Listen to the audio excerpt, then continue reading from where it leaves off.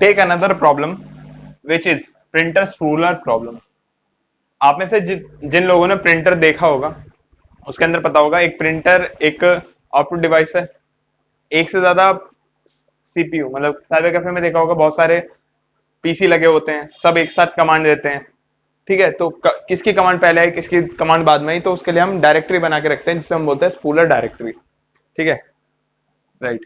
ये मेंटेन करता है कि मतलब पीसी वन ने ये वाला डॉक्यूमेंट प्रिंट करने के लिए दिया है, पीसी टू ने ये वाला डॉक्यूमेंट प्रिंट करने के लिए दिया है, पीसी थ्री ने ये वाला डॉक्यूमेंट प्रिंट करने के लिए दिया है। तो उस सबको मेंटेन करने के लिए एक डायरेक्टरी बनाते हैं जिसका नाम हम देते हैं स्पूलर डायरेक्टरी, राइट।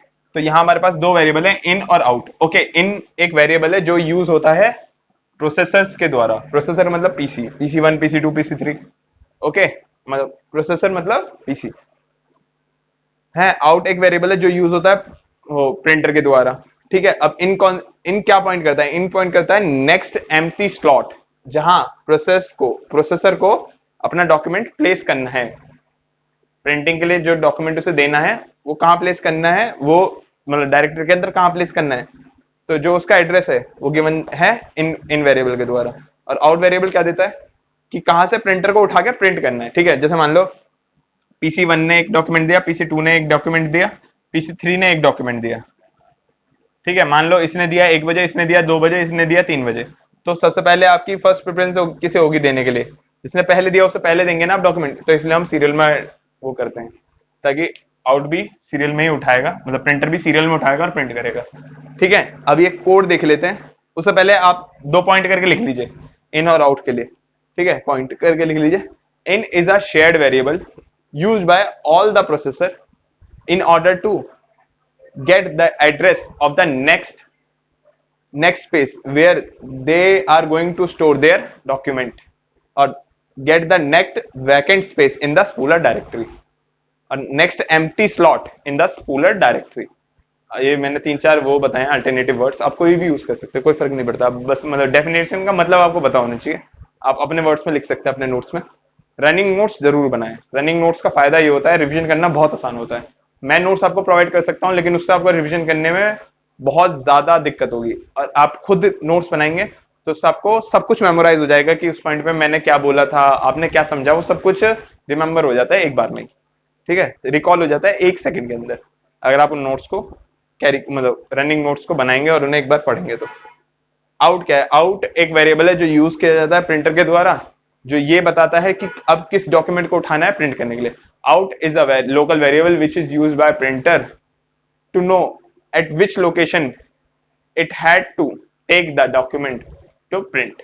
ओके, अब ये दे देखते हैं एंटर फाइल का ये कोड गिवन है। मैं ये माइक्रो इंस्ट्रक्शन के अंदर है कोड, क्योंकि ये एक इंस्ट्रक्शन है, एंटर फाइल करके एक इंस्ट्रक्शन होगी जिस जो इतनी सारी माइक्रो इंस्ट्रक्शन से बनी है। ठीक है, तो फिर देख लेते पहले लोड करेगा इनके अंदर जो वैल्यू है उसे आर इन के अंदर लोड करेगा। उसके बाद स्पूलर डायरेक्टरी मतलब स्पूलर डायरेक्टरी के अंदर जाके इनकी लोकेशन मतलब जो लोकेशन हमने इनसे उठाई है वहां जाके एक डॉक्यूमेंट प्लेस कर देगा। डॉक्यूमेंट का नाम फाइल नेम जो होगा वो हम वहां प्लेस कर देंगे। उसके बाद आर आई की वैल्यू बढ़ा देंगे। जैसे मान लो एक एग्जांपल ले लेते हैं ना, आर आई की वैल्यू आई क्या है यहाँ, आई है आपका रेस्पेक्टिव प्रोसेसर का नंबर। जैसे मान लीजिए ये आई जो है आपका रेस्पेक्ट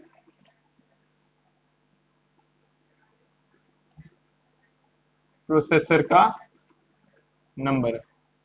ठीक है, ये रिप्रेजेंट करता है कि इस प्रोसेसर ने ये दिया है। हर प्रोसेसर का अपना रजिस्टर है उसे रिप्रेजेंट करने के लिए। ठीक है, मतलब ये जनरल कोड है ना, सब इसे अपने हिसाब से यूज करेंगे ना, राइट। ओके, ठीक है। आर आई मतलब मैं प्रोसेस वन के हिसाब से देख रहा हूँ। प्रोसेसर या पीसी वन पीसी वन, तो आर आई वन के अंदर क्या होगा, जो इनकी वैल्यू स्टोर होगी 3 स्टोर हो जाएगी एच डी 3 के अंदर। ठीक है, वो अपना एक डॉक्यूमेंट डाल देगा, ए डॉट डॉक डाल रहा हूं मैं, ए डॉट डॉक डाल दिया मैंने। उसके बाद मैं क्या करूंगा, इसकी वैल्यू बढ़ा दी मैंने। उसके बाद एम इन के अंदर मतलब जो इन वेरिएबल है उसके अंदर वैल्यू स्टोर करा रहा हूं, राइट। अब इसका एनालिसिस कर लेते हैं कोड का, क्या ये कोड ठीक तरीके से काम कर रहा है, क्योंकि जो शेड वेरिएबल है इन, क्या वो प्रॉपरली सिंक्रोनाइज है या नहीं है। तो हम इसे कैसे करेंगे एक बार में देख लेते हैं। जैसे मान लेते हैं ये पहले से 3 है, यहाँ ये डॉक्यूमेंट नहीं है। ओके, मान लो एनालाइज करो आप, एक प्रोसेस PC1 है और PC2 है, दो कोड को एक साथ एग्जीक्यूट करो, मतलब कॉन्करेंटली वर्क करने, दोनों ने एक साथ ही इंस्ट्रक्शन दी है।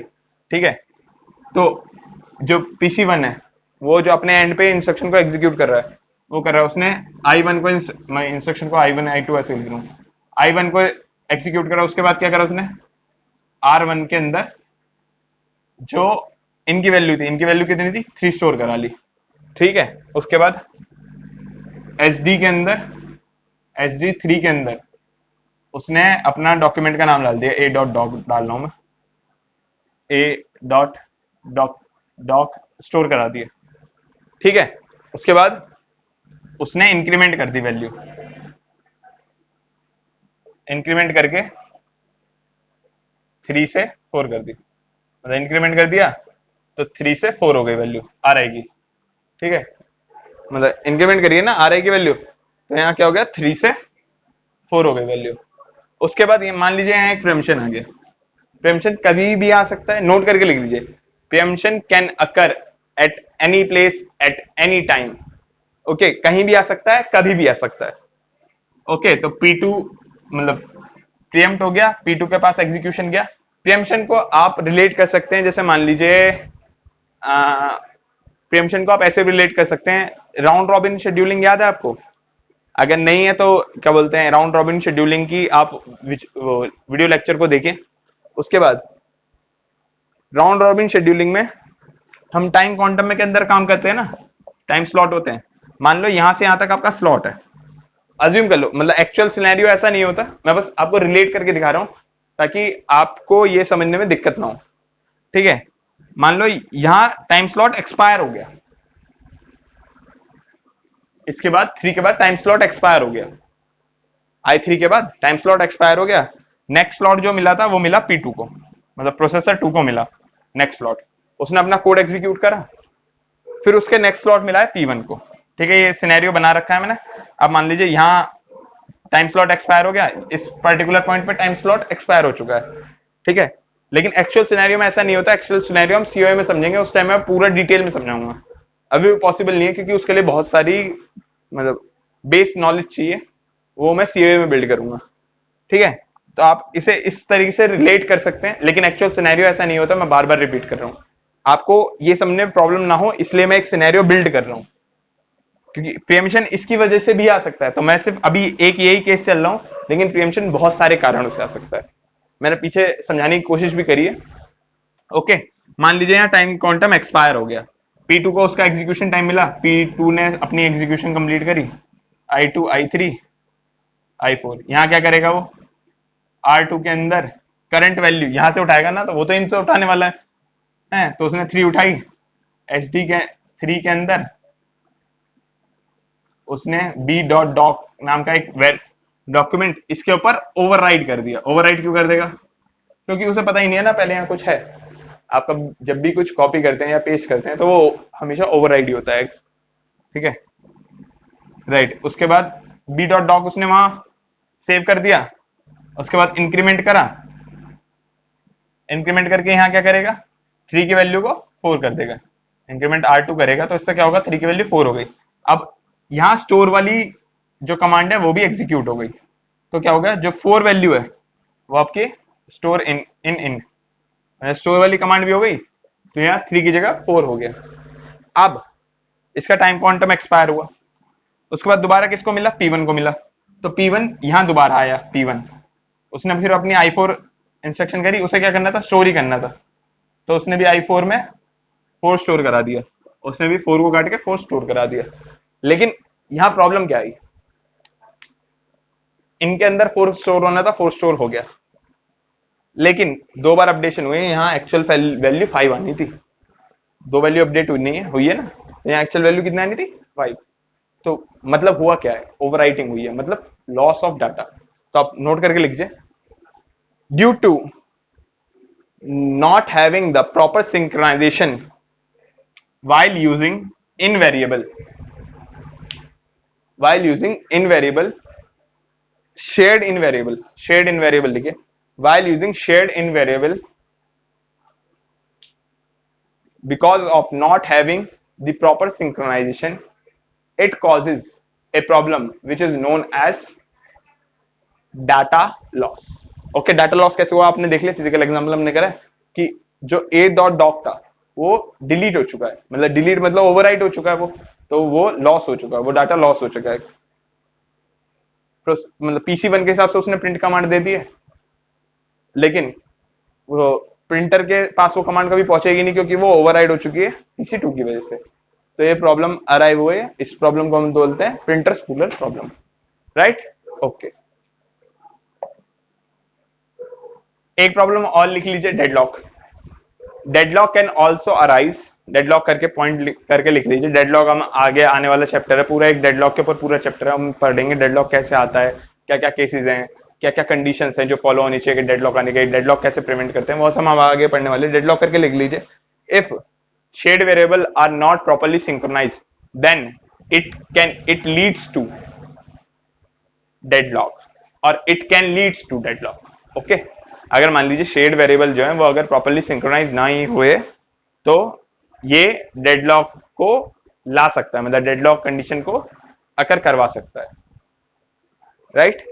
Okay, now take the following definitions.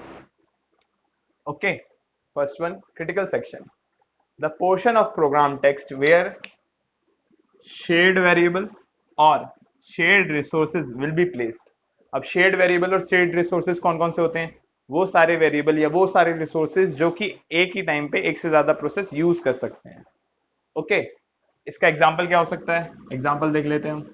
Example जैसे कि हमने प्रोड्यूसर कंज्यूमर प्रॉब्लम में देखा था, जो काउंट वेरिएबल था, काउंट वेरिएबल था, ये एक शेयर्ड रिसोर्स था, ठीक है। और ये जो मतलब प्रोग्राम टेक्स्ट तो मतलब काउंट +1 और काउंट -1, राइट। ये दोनों हो गए आपके किसके एग्जांपल, क्रिटिकल सेक्शन के। नेक्स्ट डेफिनेशन देख लेते हैं, नॉन क्रिटिकल सेक्शंस, वो the portion of program text where the independent code of the process will be placed, मतलब प्रोग्राम का वो वाला हिस्सा जहां इंडिपेंडेंट कोड रखा जाता है, ठीक है। इसके एग्जांपल कौन कौन से होते हैं, जो बचे हुए, जैसे मान लीजिए लूप हो गए, जो इंटरनल वेरिएबल्स होते हैं, जैसे प्रोड्यूसर कंज्यूमर प्रॉब्लम को अगर मैं लेके चलूं तो जो उसके अंदर इन आउट वेरिएबल है, जो इन वेरिएबल है वो प्रोड्यूसर के लिए है इंडिपेंडेंट वेरिएबल है, और जो आउट वेरिएबल है वो कंज्यूमर के लिए इंडिपेंडेंट वेरिएबल है, मतलब इंडिपेंडेंट रिसोर्स है, राइट। ओके, नेक्स्ट देख लेते हैं, रेस कंडीशन किसे बोलते हैं। रेस कंडीशन एक कंडीशन है, डेफिनेशन देख लेते हैं फिर मैं समझाता हूं। The final value of any variable depends on the execution sequence of the process, this type of condition is called race condition. Final output किसी भी वेरिएबल का अगर एग्जीक्यूशन सीक्वेंस पे डिपेंड करे तो उन सारी कंडीशनों को क्या बोलते हैं, हम रेस कंडीशन बोलते हैं। एक एग्जांपल से समझने की कोशिश करते हैं, दोबारा प्रोड्यूसर कंज्यूमर वाला केस लेते हैं। जैसे मान लीजिए जो उसमें हमने एनालिसिस करा था, उसके अंदर मान लीजिए पहले प्रोड्यूसर कर रहा है, केस 1 ले लेते हैं, केस 1 ले लिया, पहले प्रोड्यूसर एग्जीक्यूट कर रहा है ये काउंट इक्वल टू काउंट +1 की। तो जब वो I1 चलाएगा तो क्या होगा, काउंट की वैल्यू जो भी होगी, मान लो काउंट की वैल्यू अभी करंट के लिए काउंट की वैल्यू 2 है, ठीक है। प्रोड्यूसर ने I1 करा तो रजिस्टर के अंदर क्या करा, काउंट की वैल्यू स्टोर कर ली। I2 करा तो क्या होगा, काउंट की वैल्यू एक बढ़ा दी, ठीक है, 3 कर दी। अब मान लो यहाँ प्रीएम्पशन आ गया। प्रीएम्पशन क्या होता है, प्रीएम्पशन एक तरह का इंटरप्ट होता है, आप इसे रिलेट कर सकते हो जैसे राउंड रॉबिन हमने पढ़ा था, राउंड रॉबिन शेड्यूलिंग के अंदर जब आपका टाइम क्वांटम एक्सपायर होगा, मतलब जो आपका टाइम स्लाइस गिवन है जब वो एक्सपायर हो जाएगा, आपका टाइम स्लाइस खत्म हो चुका है, तो दूसरे प्रोसेस को टाइम मिला है। मान लो दूसरा प्रोसेस कंज्यूमर है, क्योंकि आप दोनों ही हो अभी सिस्टम के अंदर, तो दूसरा प्रोसेस क्या है, कंज्यूमर है, तो कंज्यूमर आया, कंज्यूमर ने अपनी I1 करी, I1 उसमें क्या करा, यहाँ भी काउंट की वैल्यू 2 थी, तो आर पी ले लेता हूं मैं, आर सी ले लेता हूं, मतलब register of producer, register of consumer. तो इसने भी काउंट की वैल्यू स्टोर करी, फिर डिक्रीमेंट करी, आर सी इक्वल्स टू 1 हो गई, फिर क्या करा 2 पे, फिर 3 पे क्या करा, स्टोर कर दी। स्टोर करने मतलब जो ये वैल्यू है वो काउंट के अंदर अपडेट कर दी, राइट। ओके, इसके बाद क्या हुआ, प्रोड्यूसर दोबारा आया, अपना कोड एग्जीक्यूट करने के लिए बचा हुआ। तो प्रोड्यूसर आया, उसने क्या करा, i3 एग्जीक्यूट करी। i3 में क्या था, जो आरपी की वैल्यू थी वो स्टोर करा दी किसमें, आपके काउंट में। ठीक है, तो आरपी के अंदर कितनी वैल्यू स्टोर थी, 3 स्टोर थी, तो यहाँ से दोबारा 3 हो गई। तो ये तो आपका हो गया केस 1, जिसके अंदर फाइनल वैल्यू क्या आ रही है, फाइनल वैल्यू आ रही है हमारी 3। ओके, अब हम एक और केस देख लेते हैं, केस 2। सेम लेते हैं काउंट की वैल्यू, काउंट की वैल्यू यहाँ भी हमने 2 ले ली है। अब पहले मान लीजिए कंज्यूमर आ रहा है, ठीक है, सेम कंडीशन है, i1 करा तो काउंट मतलब आपने रजिस्टर ने अपने मतलब कंज्यूमर रजिस्टर के अंदर 2 स्टोर हो गया। उसके बाद क्या हुआ, i2 एग्जीक्यूट हुआ। i2 में क्या होगा, जो रजिस्टर की वैल्यू है -1 हो रही है काउंट में, जैसे आप देख रहे हैं, तो आरसी की जो वैल्यू थी 2 से घट के 1 हो गई। ठीक है, अब मान लीजिए यहाँ प्रेमचंद आ गए। प्रेमचंद कैसे, जो इस केस में आई थी कि राउंड रॉबिन शेड्यूलिंग चल रही थी, टाइम काउंटर में एक्सपायर हो गया। ओके, तो दोबारा किसे मौका मिला, प्रोड्यूसर को मौका मिला। प्रोड्यूसर ने अपनी i1 एग्जीक्यूट करी, इंस्ट्रक्शन वन में उसने क्या करा, रजिस्टर प्री मतलब प्रोड्यूसर का जो रजिस्टर है उसके अंदर काउंट की वैल्यू स्टोर करी 2। i2 पर उसने क्या करा, रजिस्टर पी की वैल्यू एक बढ़ा दी, 2 से क्या कर दी, 2 से 3 कर दी। और i3 पे क्या करा उसने, जो रजिस्टर की वैल्यू थी उसे स्टोर कर दिया किसमें, काउंट की वैल्यू में। ठीक है, उसके बाद क्या होगा, यहाँ ये अपना एग्जीक्यूशन कंप्लीट कर चुका है, फिर किसे मौका मिलेगा, फिर दोबारा मिलेगा कंज्यूमर को मौका। तो सी आया, अपनी i3 एग्जीक्यूट करा। सी की i3 क्या है, जो आर ऑफ सी है उसके डाटा को, उसकी वैल्यू को किस में मूव कर दो, काउंट में मूव कर दो। राइट, तो आर ऑफ सी की वैल्यू क्या है, 1 है, 1 मूव कर दी काउंट में, तो फाइनल वैल्यू यहाँ क्या हो गई, 1, और यहाँ क्या हो गई, 3। तो जैसा आप देख सकते हैं, अगर एग्जीक्यूशन सीक्वेंस डिफर करेगा, मतलब पहले हम अगर प्रोड्यूसर को मौका देंगे एग्जीक्यूट करने का तो हमारा आउटपुट अलग आ रहा है, और अगर हम पहले कंज्यूमर को दे रहे हैं तो हमारा आउटपुट अलग आ रहा है। ये क्यों हो रहा है, ये इसलिए हो रहा है कि एक ही टाइम पे, मतलब एक ही टाइम के अंदर दोनों के दोनों क्रिटिकल सेक्शन के अंदर है। क्योंकि हमने देखा था काउंट हमारा क्या है, क्रिटिकल सेक्शन। अगर इंडिपेंडेंट होता तो क्या कोड, मतलब एग्जीक्यूशन सीक्वेंस अगर इंडिपेंडेंट कोड के ऊपर है तो वो भी क्या आउटपुट डिफर करता है, नहीं।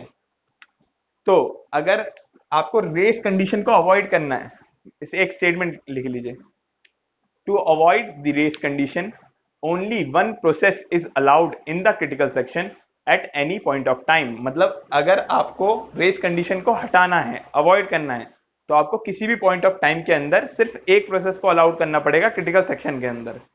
क्यों, क्योंकि जैसे मान लीजिए क्रिटिकल सेक्शन है, क्रिटिकल सेक्शन में CS से डिनोट कर रहा हूं, अगर एक प्रोसेस इसके अंदर है, अगर वो प्रियम्प्ट भी हो गया है, तब भी वो जहां एग्जीक्यूशन छोड़ के गया है वो वहीं से आके एग्जीक्यूशन करेगा।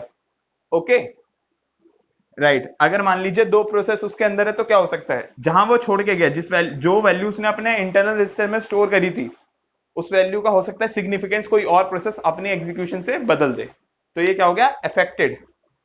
P1, अगर एक और प्रोसेस मान लेता हूं, मैं मान लेता हूं P2 भी है यहाँ। ठीक है, जैसा हम देख रहे हैं, P1 को आप मान लीजिए प्रोड्यूसर, P2 को मान लीजिए कंज्यूमर। तो अब क्या हो रहा है, P1 P2 के एग्जीक्यूशन से अफेक्ट हो रहा है, अब P2 P1 के एग्जीक्यूशन से अफेक्ट हो रहा है। राइट, तो अफेक्ट और इफेक्ट में आपको कंफ्यूजन हो सकती है, ये दोनों सिमिलर सी टर्मिनोलॉजी सुनने में भी लगती है। हो सकता है मैंने भी बोलते हुए आपको ऐसे सुनाई दे, मैं अफेक्ट बोल रहा हूं आपको इफेक्ट सुनाई दे। अफेक्ट का मतलब होता है चेंज, मतलब effect in a certain way, applying effect in a certain way. Affect is equal to applying effect in a certain way, मतलब इफेक्ट आप उसको इफेक्ट कर रहे हो एक सर्टेन वे के अंदर। Right, now the condition to be followed to achieve synchronization. कौन कौन सी कंडीशन है जो हमें फॉलो करनी पड़ती है सिंक्रोनाइजेशन को अचीव करने के लिए। Right, okay. First one is mutual exclusion. And what is mutual exclusion? First one is mutual exclusion. What is mutual exclusion? Only one process is allowed to enter into critical section at any point of time. Okay, मतलब सिर्फ एक ही process allow होना चाहिए critical section को, एक ही process allow होना चाहिए critical section के अंदर एक्सेस करने के लिए। मतलब अगर एक से ज्यादा प्रोसेस एक्सेस मांग रहे हैं तो सिर्फ एक ही को एक्सेस मिलना चाहिए। Right, okay. No two process may be simultaneously present inside the critical section at any point of time. कभी भी दो प्रोसेस साइमल्टेनियसली एग्जिस्ट नहीं करने चाहिए क्रिटिकल सेक्शन के अंदर, मतलब एक साथ दोनों एग्जिस्ट नहीं करने चाहिए, राइट। एक के बाद एक आ सकता है, मतलब सीरियल वे में एक्सेस अलाउड है लेकिन साइमल्टेनियसली एक्सेस अलाउड नहीं है, राइट। ओके, नेक्स्ट देख लेते हैं। Progress.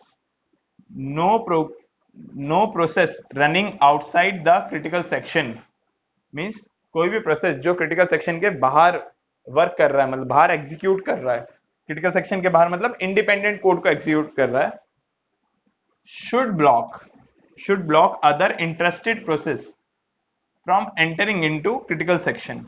Okay, when critical section is free, ये मेन है। अगर मान लीजिए क्रिटिकल सेक्शन आपका फ्री है तो कोई प्रोसेस, मान जैसे मैं यहाँ कंडीशन स्टेट बना देता हूँ, ये आपका क्रिटिकल सेक्शन है, राइट। ये आपका प्रोसेस है P1 जो कि इंटरेस्टेड है क्रिटिकल सेक्शन को लेने के लिए, मतलब उसे क्रिटिकल सेक्शन चाहिए, क्रिटिकल सेक्शन के कोड को उसे एग्जीक्यूट करना है। तो कोई भी प्रोसेस यहां जैसे मान लीजिए P2 को ये अलाउड नहीं है कि P2 P1 को ब्लॉक कर सके या P2 P1 का एक्सेस ब्लॉक कर सके एंटर के लिए। मतलब अगर मान लीजिए P1 इंटरेस्टेड है, ये मान लीजिए आप एक रूम में घुसना चाहते हैं और आप मतलब मान लीजिए आप एक टॉयलेट को यूज करना चाहते हैं, मतलब वॉशरूम है, पब्लिक वॉशरूम है, आप उसे यूज करना चाहते हैं, तो कोई प्रोसेस बाहर, अगर वो वॉशरूम फ्री है तो आपको उसे यूज करने के लिए किसी मतलब कोई भी आपको रोकना नहीं चाहिए। जब वो वॉशरूम फ्री है तो आपको एक्सेस मिलना चाहिए, आपको वो एलोकेट होना चाहिए। अब मान लीजिए कोई मतलब मैं आपसे पहले गया हूं हैं, वो वॉशरूम फ्री है लेकिन मैं लॉक करके आ गया, मैं वॉशरूम को लॉक करके आ गया, की मेरे पास में है, ठीक है। अब क्या होगा, वो रिसोर्स फ्री है, मतलब वो वॉशरूम फ्री है और आपको नीड भी है उसकी, लेकिन उसके बावजूद भी आप उसे यूज नहीं कर सकते क्योंकि मैंने आपका एक्सेस ब्लॉक कर दिया उसके अंदर, राइट। ओके, अब देख लेते हैं सेकंड केस क्या कहता है।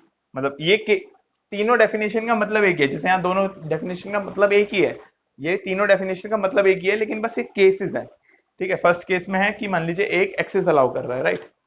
दूसरा आपको पढ़ के लगेगा तीनों एक जैसी हैं लेकिन थोड़ा सा माइनर सा डिफरेंस है। Okay, if there is only one process trying to enter into critical section, then it should definitely allow to enter into critical section। मतलब मान लीजिए ये आपका क्रिटिकल सेक्शन है, यहाँ सिर्फ एक ही प्रोसेस है, P1 है, वो एक्सेस करना चाहता है तो उसे एक्सेस मिलना चाहिए। अगर क्रिटिकल सेक्शन फ्री है तो उसे एक्सेस मिलना ही मिलना चाहिए।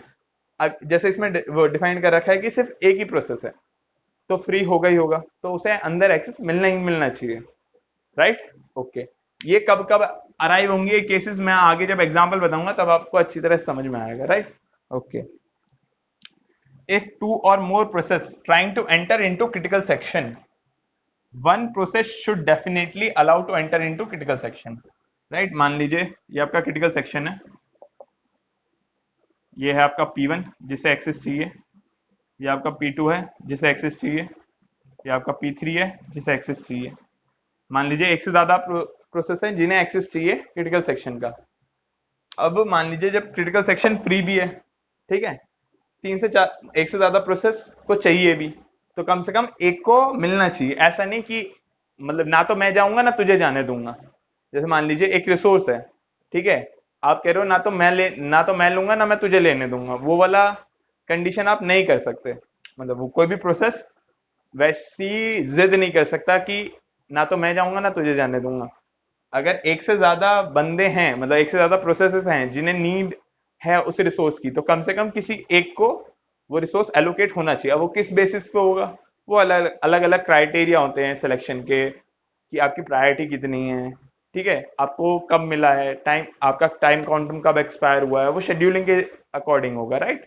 ओके, अब तीसरी कंडीशन देख लेते हैं जो कि है bounded waiting. Now take the third condition which have to be followed to achieve synchronization, which is bounded waiting. Okay, what is bounded waiting? No process should have to wait to forever to enter into critical section। मतलब किसी भी process को हमेशा के लिए wait ना करना पड़े क्रिटिकल सेक्शन के अंदर एंटर करने के लिए। मतलब ऐसा ना हो कि वो सिर्फ वेट ही वेट करे जा रहा है एंटर करने के लिए। Okay, there should be a bound on getting chance to enter into critical section. मतलब एक टाइम बाउंड स्पेसिफाइड होना चाहिए कि इस प्रोसेस के बाद या इतने टाइम बाद आपको क्रिटिकल सेक्शन के अंदर एंटर मिलेगा ही मिलेगा, मतलब एक्सेस मिलेगा ही मिलेगा। जैसे कि मान लीजिए आप कहीं जॉब करते हैं, ठीक है, आपका बॉस आपको सैलरी नहीं दे रहा है, वो कह रहा है बाद में आना, ठीक है, आप दोबारा गए उसके पास, कुछ टाइम के बाद दोबारा गए, वो कह रहा है बाद में आना, तो फिर आप दोबारा गए, वो फिर कह रहा है बाद में आना। तो आप कितने टाइम तक ये करेंगे?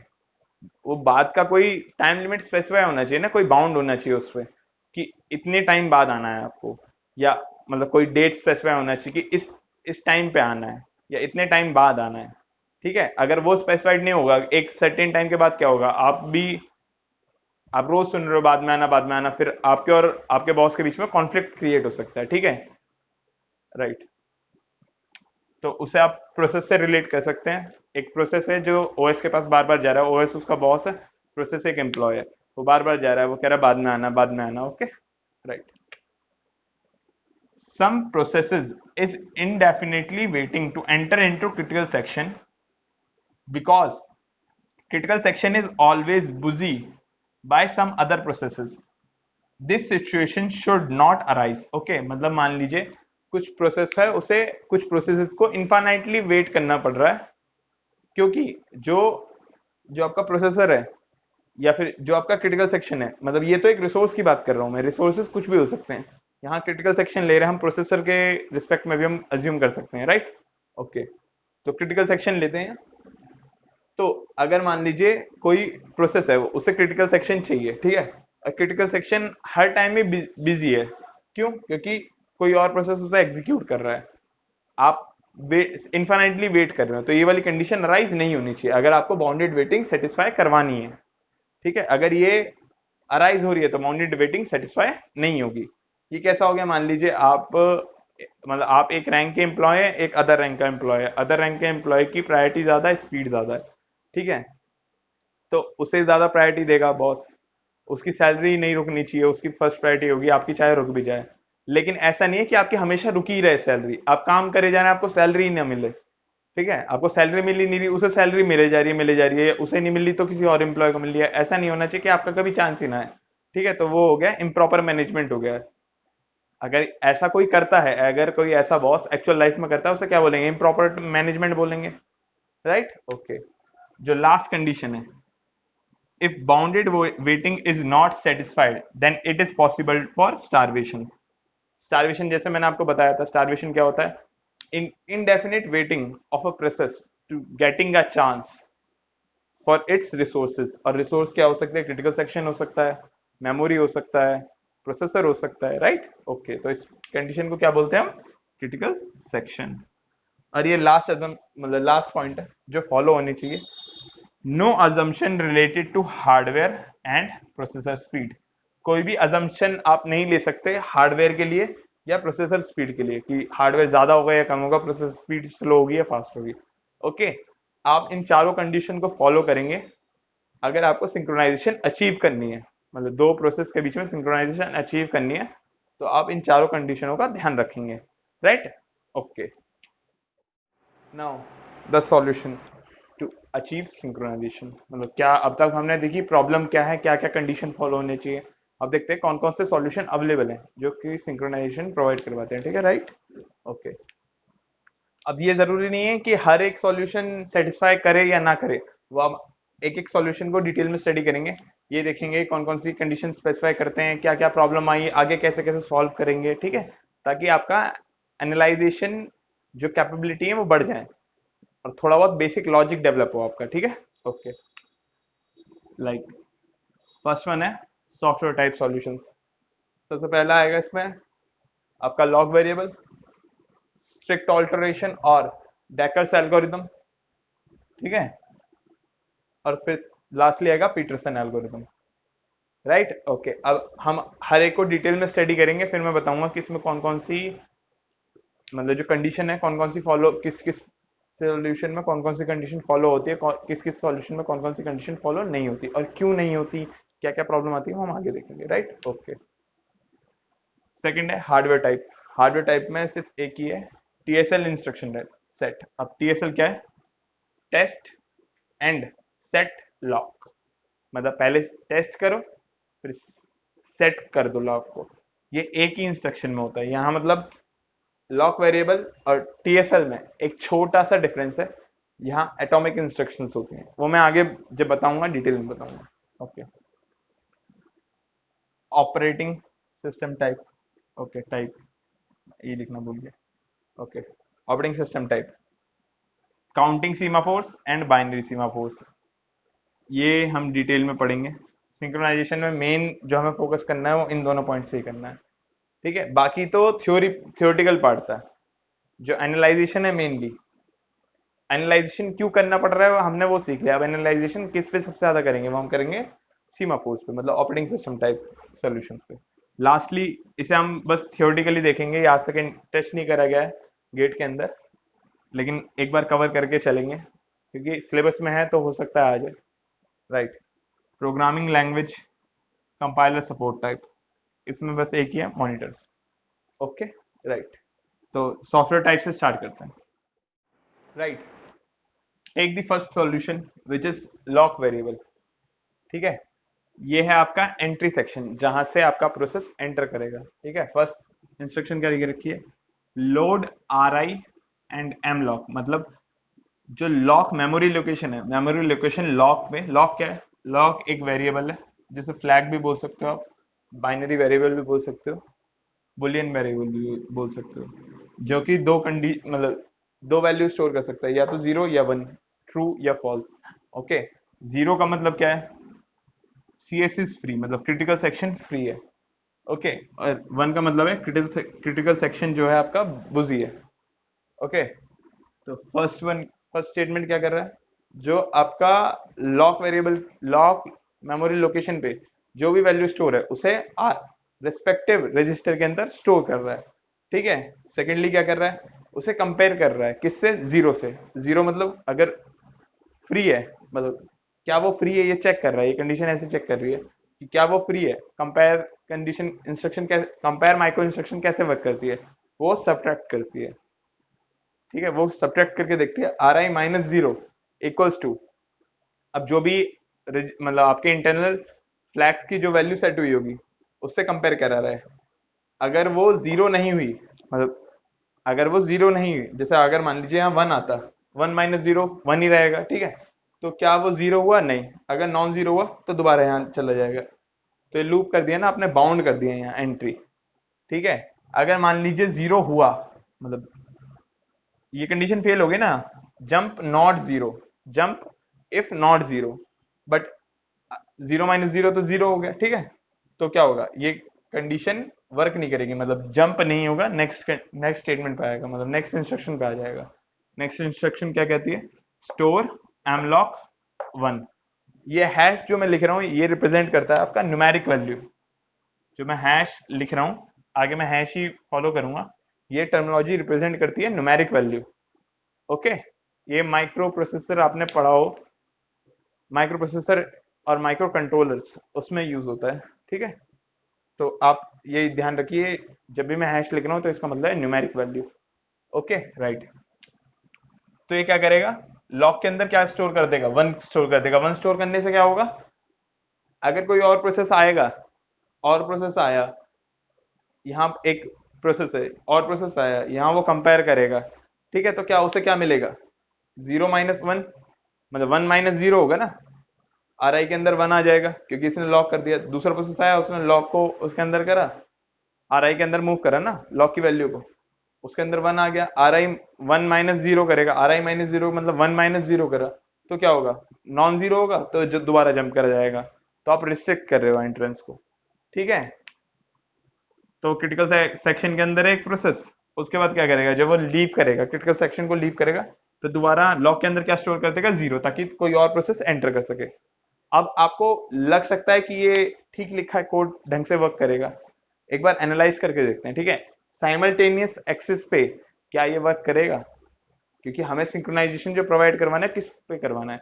जो साइमल्टेनियस प्रोसेस एग्जीक्यूट हो रहे हैं, मतलब एक साथ जो एक से ज्यादा प्रोसेस एग्जीक्यूट हो रहे हैं, उनके बीच में तो सिंक्रोनाइजेशन प्रोवाइड करवाना है ना, राइट, ओके। और कैसे, हम कैसे पता करेंगे ये प्रोवाइड करवा रहा है या नहीं करवा रहा? वो हम कंडीशन चेक करेंगे, जो हमने कंडीशन देखी थी ना, चार, बेसिकली मेनली तीन देखनी है, चौथी बस ये थी अजम्पशन नहीं लेनी है आपको हार्डवेयर और प्रोसेसर स्पीड के रिलेटेड कुछ भी। तो बाकी हमें तीन कंडीशन चेक करनी है, कौन कौन सी करनी है? पहली कौन सी है? Mutual exclusion. दूसरी कौन सी है? प्रोग्रेस। तीसरी कौन सी है? Bounded waiting, right. तो हम चेक करते हैं, ओके। एनालिसिस, ठीक है, आप ले रहे हो, ये आपका क्रिटिकल सेक्शन हो गया, ठीक है, ये आपका क्रिटिकल सेक्शन है। एक प्रोसेस आया, प्रोसेस P1 आया, ठीक है, प्रोसेस P1 आया, उसने I1 इंस्ट्रक्शन एग्जीक्यूट करी, ठीक है। I1 इंस्ट्रक्शन एग्जीक्यूट करने के बाद क्या होगा? R1, मैं इसकी सबस्क्रिप्ट वैल्यू ले रहा हूं क्योंकि RI ले रहे हैं, रिस्पेक्टेड, ये जो RI रिप्रेजेंट कर रहा है, I जो रिप्रेजेंट कर रहा है, वो रिस्पेक्टेड प्रोसेस की वैल्यू होगी, ठीक है, मतलब प्रोसेस का आइडेंटिफिकेशन नंबर होगा, राइट। तो मैं P1 मान रहा हूं, तो R1 के अंदर क्या स्टोर हो जाएगा? इनिशियली मान लो मैं लॉग 0 है, लॉग की एक वैल्यू लेके चलते हैं, लॉग इक्वल्स टू 0 है इनिशियली, ठीक है। तो R1 के अंदर क्या स्टोर हो गया? 0 स्टोर हो गया, ठीक है। उसने कंपेयर करा, 0 - 0 क्या होगा? 0 - 0 क्या होगा? 0 होगा, ठीक है। अब R1 के अंदर क्या है? 0 ही है, तब भी 0 - 0 तो 0 ही आया, तो ये क्या जंप कंडीशन वर्क करेगी? नहीं, ठीक है। I3 उसने वर्क, I3 एग्जीक्यूट कर दी, उसके बाद यहां, उसके बाद क्या हुआ? प्रियम्पशन आ गई। प्रियम्पशन कहीं भी आ सकती है, आपको ये यूनिवर्सल एजम्पशन मान के रखनी है कि प्रियम्पशन कहीं भी आ सकती है, कभी भी आ सकती है, ठीक है। जब भी आप इंस्ट्रक्शन एग्जीक्यूट कर रहे हैं, अपनी करंट इंस्ट्रक्शन को एग्जीक्यूट करने के बाद आप प्रियम्प्ट हो जाएंगे। अगर प्रियम्पशन अकर हुआ है, तो प्रियम्पशन किस किस कारण से अकर हो सकता है? बहुत सारे कारण है, इंटरप्ट आ सकता है, या अभी के एक सिनेरियो में हम सबसे बेसिक प्रियम्पशन मान के चलते हैं कि राउंड रॉबिन शेड्यूलिंग हम यूज कर रहे हैं, जो आपका टाइम क्वांटम है वो एक्सपायर हो गया है, राइट, ओके। तो I3 तक एग्जीक्यूट करा था, यहां प्रियम्प्ट हो गया, अब यहां आ गया P2, ठीक है। P2 आया, P2 ने I1 इंस्ट्रक्शन एग्जीक्यूट करी, तो क्या हुआ? R2 के अंदर क्या स्टोर हो गया? लॉक की वैल्यू कितनी है? 0, ठीक है। उसके बाद क्या हुआ? I2 एग्जीक्यूट हुआ, I2 में क्या है? R2 - 0, मतलब 0 - 0 क्या हो गया? 0 ही रहेगा, ठीक है। 0 रहने के बाद क्या वो जंप करेगा? नहीं, ठीक है। तो I3 इंस्ट्रक्शन एग्जीक्यूट हुई, अब इसने I4 भी इंस्ट्रक्शन एग्जीक्यूट कर दी, ये प्रियम्प्ट नहीं हुआ, ठीक है। तो यहां आया, इसने मेमोरी लोकेशन पे क्या स्टोर कर दिया? 1, ओके। अब क्या होगा? वो क्रिटिकल सेक्शन के अंदर एंटर कर गया, मतलब आपका जो P2 है वो यहां आ गया, ठीक है। अब मान लीजिए ये यहाँ प्रियम्प्ट हो गया दोबारा, अब उस P2 का टाइम क्वांटम एक्सपायर हो गया, अब किसे मिलेगा? P1 को मिलेगा, मतलब P1 का टर्न आया, P1 को मिला है कोड, एग्जीक्यूट सीपीयू मिला है एग्जीक्यूट करने के लिए अपनी इंस्ट्रक्शन को। तो अब ये I4 इंस्ट्रक्शन एग्जीक्यूट करा, I4 इंस्ट्रक्शन क्या है? लोकेशन, मेमोरी लोकेशन के अंदर 1 स्टोर कर देना, ठीक है। तो ये 1 के ऊपर ही 1 क्या करेगा? ओवरराइट कर देगा, राइट, ओके। अब I4 के बाद क्या होगा? क्रिटिकल सेक्शन है, वो भी क्रिटिकल सेक्शन के अंदर एंटर कर जाएगा। तो अब क्या हो रहा है, मतलब इस पॉइंट ऑफ टाइम पे क्या हुआ? इस पॉइंट ऑफ टाइम पे सेम टाइम के अंदर जो हमने म्यूचुअल एक्सक्लूजन की फर्स्ट डेफिनेशन पढ़ी थी, वो क्या थी? At any point of time no two process allowed to enter in the critical section at the same time, मतलब कभी भी दो प्रोसेस एक साथ एक्सेस क्रिटिकल सेक्शन के अंदर अलाउड ही नहीं, दो प्रोसेस का एक्सेस एक साथ क्रिटिकल सेक्शन के अंदर अलाउड नहीं है, राइट, ओके। तो क्या हुआ? यहां दोनों अलाउड हो गए, मतलब दोनों को एक्सेस मिल गया, तो हमारा जो ये सॉल्यूशन है वो क्या हो गया? फेल कर गया। क्यों? क्योंकि जो कंडीशन फॉलो करनी चाहिए वो फेल कर रही है, फर्स्ट कंडीशन फेल कर रही है। तो आप नोट करके लिख सकते हैं, as we have proved that lock variable has allowed two process in the critical section at the same time. So we can say that this solution not satisfy mutual exclusion. Hence, it is a wrong solution. Means it can't provide synchronization between two processes. Okay, right. Now take the second solution, which is strict alteration or Decker's algorithm. Right? Okay. अब ये algorithm कैसे work करती है? दो process, इसके लिए हम दो प्रोसेस लेके चल रहे हैं, ये सिर्फ दो प्रोसेस के लिए एप्लीकेबल है ये एल्गोरिदम, ठीक है? P0 और P1, ये दोनों टर्न वेरिएबल का इस्तेमाल करेंगे एक्सेस के लिए, एक्सेस अलाउड करने के लिए, ठीक है? मतलब टर्न यूज करेंगे कि पहले तेरी टर्न है फिर मेरी टर्न है, ठीक है? या फिर टर्न वेरिएबल अलाउ करेगा कि टर्न अगर 0 है तो P0 को अलाउड करेगा, या टर्न 1 है तो P1 को अलाउड करेगा, ऐसे करके अलाउड करेगा, राइट? ओके, जैसे मैंने यहाँ लिख रखा है, अगर टर्न वेरिएबल की वैल्यू 0 है तो क्या होगा? P0 है, मतलब वो रिप्रेजेंट करेगा टर्न अभी P0 का है। अगर 1 है तो P1 का टर्न है, राइट? ओके, तो ये कोड है, इसे हम एनालाइज करते हैं। पहले वाइल ट्रू, मतलब इन्फानाइट लूप है, ठीक है? दोनों के अंदर ही इन्फानाइट लूप है, राइट? ओके, अब यहाँ नॉन क्रिटिकल सेक्शन है, मतलब जितने भी इंडिपेंडेंट कोड है, इंडिपेंडेंट जो कोड है आपका, वो सारा नॉन क्रिटिकल सेक्शन से मैंने डिनोट कर रखा है। ये बस एक टेम्पलेट है, इसके अंदर आप कुछ भी फिट कर सकते हैं, ठीक है? यहाँ आप कुछ भी वेरिएबल डिक्लेयर कर सकते हैं, इंटरनल लोकल वेरिएबल डिक्लेयर कर सकते हैं, ठीक है? While true not equals to 0 semicolon, while loop के ऊपर सेमीकोलन, मतलब जैसा अगर आपने मेरी प्रीवियस वीडियोस देखी होंगी तो उसमें आपको पता होगा कि जब भी मैं कंडीशन लूप के ऊपर सेमीकोलन यूज करूंगा तो वो नेगेशन में यूज होगा, मतलब ये लूप तब वर्क करेगा, मतलब इंटरनल कोड तब वर्क करेगा जब ये लूप, ये कंडीशन फॉल्स होगी, मतलब ये कंडीशन फॉल्स होगी तब लूप को इंटरनल एक्सेस अलाउड मिलेगा। अगर मान लीजिए ये कंडीशन फॉल्स नहीं होती है, मतलब 10 नॉट इक्वल्स टू 0, ये अगर ट्रू हो गया तो जो आपका प्रोसेस है वो इसी के अंदर, लूप के अंदर बार बार रिपीटेडली चेक करता रहेगा कि अब फॉल्स हो, अब फॉल्स हो, अब फॉल्स हो, राइट? तो हम सेम इधर देख लेते हैं, क्रिटिकल सेक्शन वही जितना भी इंडिपेंडेंट कोड है, उसके बाद while turn not equals to 1, same वही कंडीशन अप्लाई होगी। अगर मान लीजिए ये वाली कंडीशन अंदर वाली ट्रू होती है तो लूप यहीं अटक जाएगा, मतलब इसी लूप में अटक जाएगा, वरना क्या होगा? इंटरनल एक्सेस अलाउड मिलेगा, नेक्स्ट लाइन ऑफ कोड को वो यूज कर सकता है, राइट? ओके, अब देख लेते हैं, इंडिविजुअली वर्क करके देखते हैं। P0 आया, ठीक है? P0 आया, नॉन क्रिटिकल सेक्शन को एग्जीक्यूट करा, यहाँ चेक करा, इनिशियली मान लेता हूं मैं टर्न इक्वल टू 0 है, तो कंडीशन क्या चेक होगी? Turn not equal to 0, turn की वैल्यू 0, नॉट इक्वल टू 0, तो ये कंडीशन क्या है? ट्रू है या फॉल्स है? फॉल्स है, राइट? तो फॉल्स है तो क्या होगा? क्रिटिकल सेक्शन के अंदर उसे एक्सेस मिल जाएगा, ठीक है? अब क्या होगा?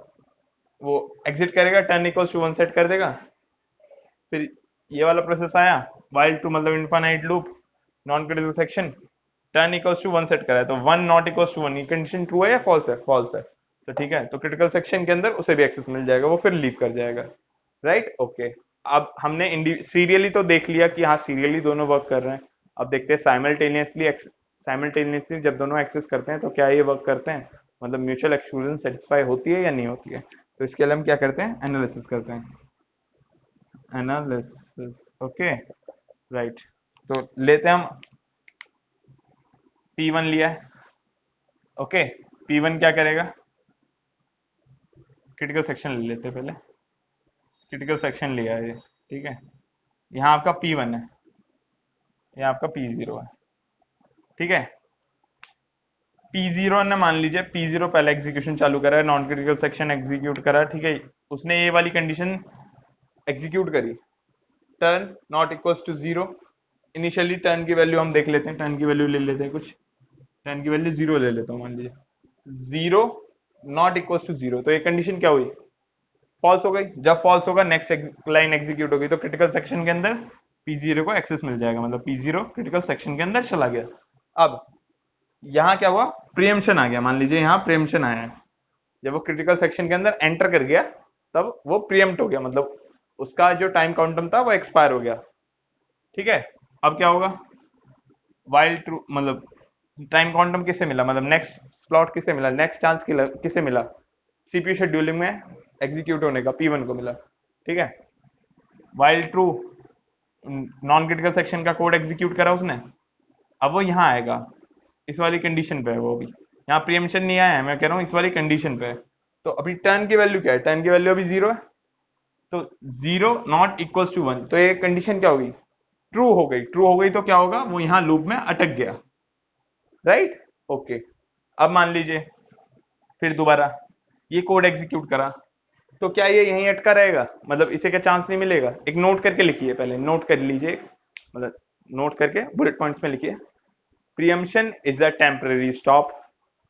Okay, after preemption a certain amount of time the process is come back and execute the remaining code.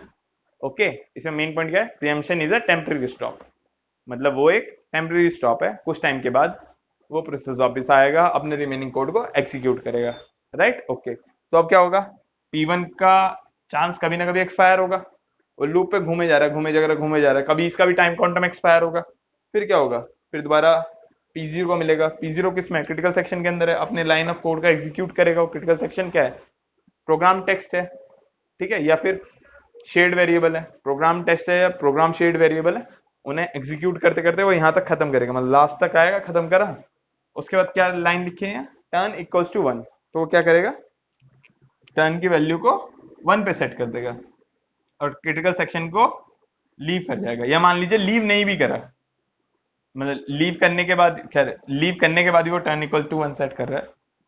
Okay, तो क्रिटिकल सेक्शन अभी फ्री है, फिर P1 के पास क्या होगा, P1 मान लीजिए एग्जीक्यूट करके यहाँ टर्मिनेट हो गया, टर्मिनेट होने के बाद क्या मिलेगा, सीपीयू शेड्यूलिंग में किसे चांस मिला, P1 को मिला।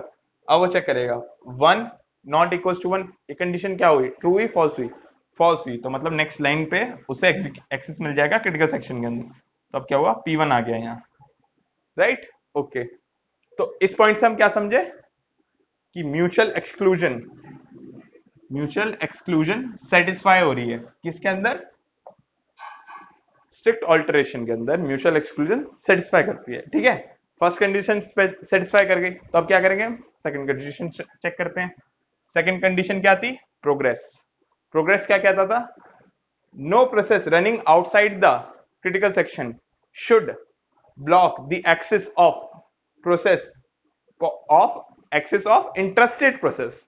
Okay, interested process to enter into critical section, मतलब कोई प्रोसेस जो कि क्रिटिकल सेक्शन के बाहर है उस वो ब्लॉक नहीं करना चाहिए, उसे ब्लॉक नहीं करना चाहिए किसी और प्रोसेस का एक्सेस जो कि इंटरेस्टेड है क्रिटिकल सेक्शन के लिए, जब क्रिटिकल सेक्शन फ्री हो। क्रिटिकल सेक्शन फ्री है, वो हम देखते हैं, उस केस सिनेरियो को देखते हैं। ठीक है, P1 आया, P1 आने के बाद क्या करा, टर्न इक्वल्स टू 0 सेट कर दिया, टर्न इक्वल्स टू 0 सेट करा उसने, right, turn equals to 0 set कर दिया और लीव कर गया, मतलब पहले लीव करा था, टर्न इक्वल्स टू 0 सेट कर दिया।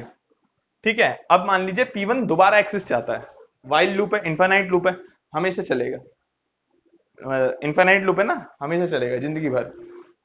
यहाँ आया, फिर वो दोबारा आया, वो क्या चेक करेगा, टर्न नॉट इक्वल्स मतलब 0, वो दोबारा वाइल ट्रू हुआ, नॉन क्रिटिकल सेक्शन को अपने को एग्जीक्यूट करा, फिर दोबारा वाइल लूप आया, अभी टर्न की वैल्यू क्या है, 0, 0 नॉट इक्वल्स टू 1, ये कंडीशन क्या है, ये कंडीशन ट्रू है, तो वो यहीं अटक गया, वो यहीं अटका रहेगा। अब मान लीजिए P0 को जरूरत ही नहीं पड़ी, मतलब P0 को अपना कोड दोबारा एग्जीक्यूट ही नहीं करना, वो टर्मिनेट करके रेस्ट में है।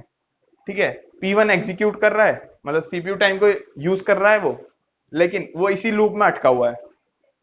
ओके, क्या वो कभी भी अंदर एक्सेस मिलेगा जब तक P0 इंटरवीन नहीं करता है, जब तक P0 इंटरवीन नहीं करता है क्या P1 को एक्सेस मिलेगा, नहीं मिलेगा। क्यों, क्योंकि टर्न की वैल्यू 0 ही रहेगी, और टर्न की वैल्यू 1 कब होगी, टर्न की वैल्यू 1 होगी जब P1 जो आपका ये है P0 को टर्न की वैल्यू 1 सेट करनी पड़ेगी ना।